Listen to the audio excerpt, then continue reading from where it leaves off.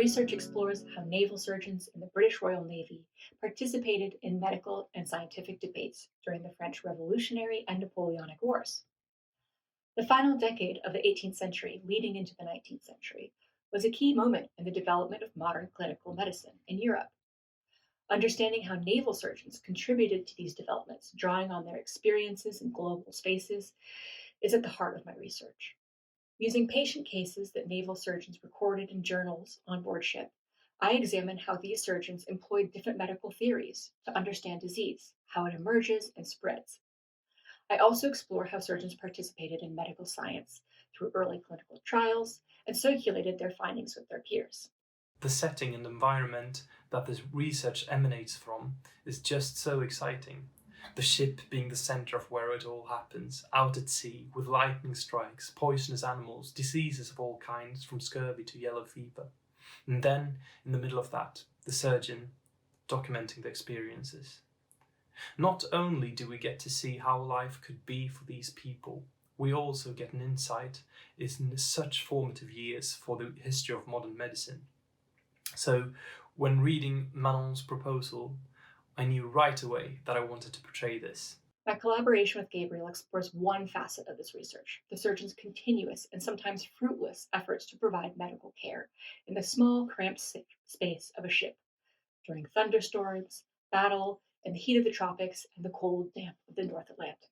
As Manon's research much revolves around the surgeon's journals, I knew I wanted that to make up a big part of what the composition should consist of. I am very interested in musical metaphor, and have earlier written an orchestral piece based on poems of my own. There I transcribed recordings of the poems that then became the musical building stones of the piece. I also got introduced to a song by John Coltrane on his album from 1965, A Love Supreme. The song is called A Love Supreme Psalm, and is basically Coltrane in real time transforming the words from a poem or prayer that he wrote into notes. When you listen, you can hear the words through the notes, even though the words are never spoken. I wanted to achieve the same thing here, but with the words from the surgeon's journals. So me and Manon selected a few quotes from the journals that I then composed melodies for. The words are there, but they are never spoken, not in a conventional way at least. For me, that has been a way of getting as close as possible to the research while writing this piece. The actual words of the surgeon are echoing through the soprano saxophone. Gabriel has done a fantastic job conveying these themes of my research, especially the trial and error involved in treating patients with a limited understanding of disease etiology. The often chaotic tensions between different medical theories is also audible in this composition. I very much enjoyed being invited into another academic world where I usually have very little insight. And Manon's way of describing her research is so passionate, and it's really got me to understand and appreciate the significance of her work. It is such an honor to get an opportunity like this. To be able to tell a story like this, you need the right background information, and I just don't think that it would have been possible without talking with someone who's both so well acquainted and engaged in the topic. I was initially interested in participating in this program because it offered such a clear opportunity to communicate my research to a broader audience. But I was also curious about the process. How can you convey these abstract ideas into music? Working on this collaboration has been such a pleasure, as Gabriel listened to my ramblings and plucked out ideas that he could then flesh out through his composition. As a researcher, it was really informative to see what he picked up on, what he thought was most interesting or intriguing. It helped me understand my own role as a historian, how I might better engage with the public and audience, capture their attention, and explain my research more effectively. I really hope you enjoy the composition that has emerged from this collaboration. Thank you.